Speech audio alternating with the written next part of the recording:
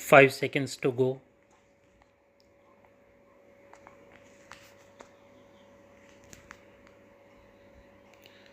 Start. Mr.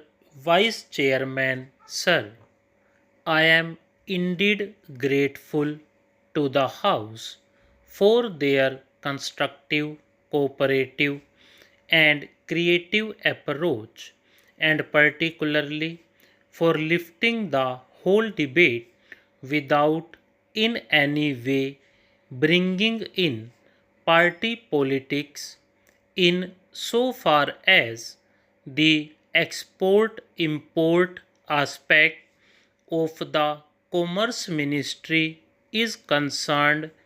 It has been treated to be very much vital for the national economy, and naturally I do treat the various suggestions that have been put forward, including the criticisms, as a healthy sign. I have no doubt that these suggestions will help me in further improving the working of my ministry. Sir, certain issues have been made out by the honorable speakers, and particularly these questions have been put to me. What is the exact strategy of the government? How does the government look at the whole commerce ministry, at the export trade and the import trade? It is in this context that I felt that I should spell out the policies in a very precise form, and the House will please bear with me if I read to that extent a part of my speech, and afterwards I shall take up the suggestions from the honorable members. Sir, Ministry of Commerce has a very important role to play in the economy of the country. The export production efforts, the import and export policies, our attitude to international trade policy matters are integral components of the government's overall developmental strategy of promoting growth with social justice.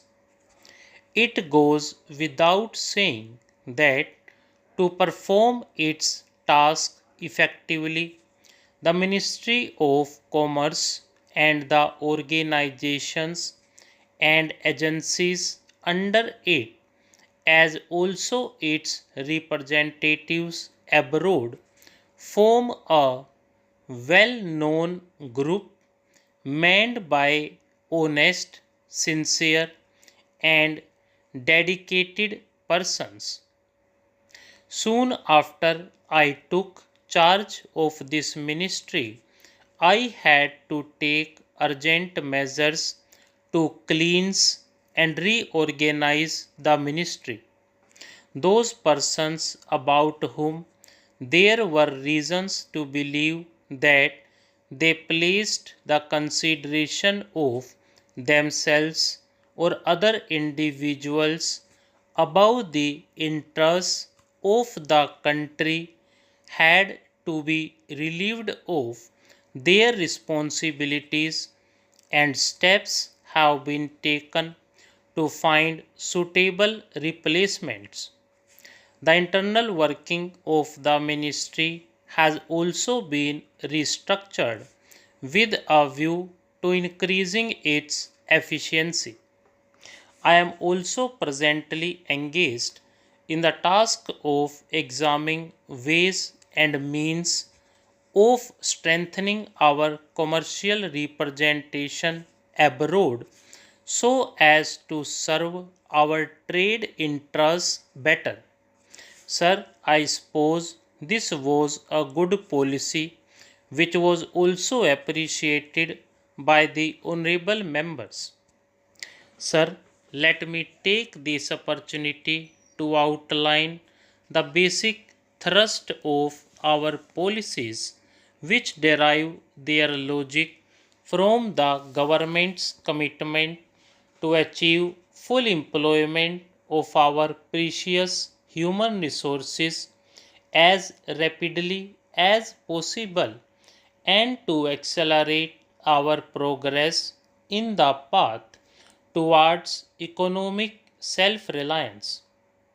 With our new priorities, in order to meet the necessary import needs of our growing economy, we reiterate our commitment to the goal of rapid export expansion.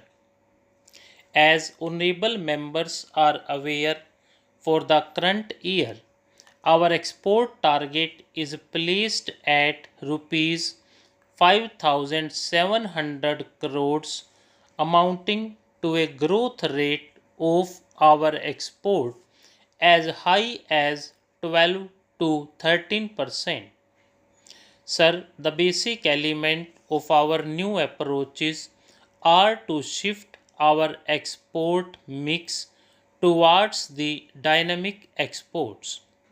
These dynamic exports will be the leading sector of export expansion. These leading sectors are the ones in which we have long term competitive advantage and whose export growth can be sustained without the help of long term artificial crutches. These leading sectors of export expansion are engineering goods, ready made garments, leather manufacturers, handicrafts, and technology intensive products. For example, exports of consultancy and engineering services and project exports. The second element of our new export strategy for our traditional exports is to increase their productivity and to diversify the commodity mix so that we maximize domestic value added in these traditional exports. For instance, we are shifting away from our exports of raw hides and skins to finished leather and leather manufacturers. We will be exporting progressively larger amounts of packet and bagged tea rather than bulk tea.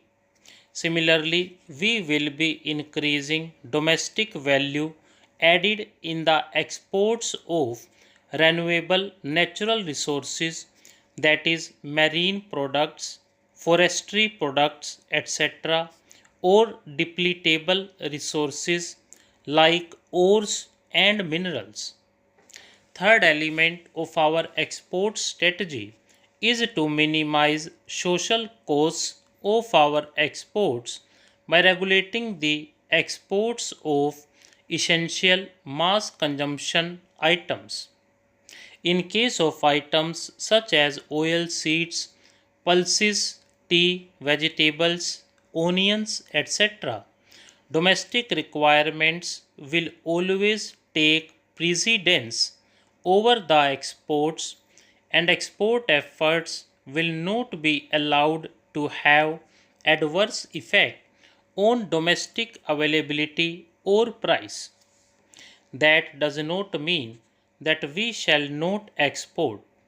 Here, the question is one of safeguarding the interests of the producers and also of the consumers, and ultimately, it is a question of safeguarding the interest of our country.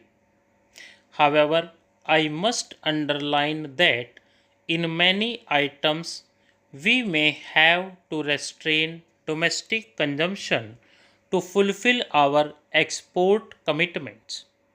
Such a sacrifice, if at all it can be called as sacrifice, should not be looked upon with any undue concern. Stop.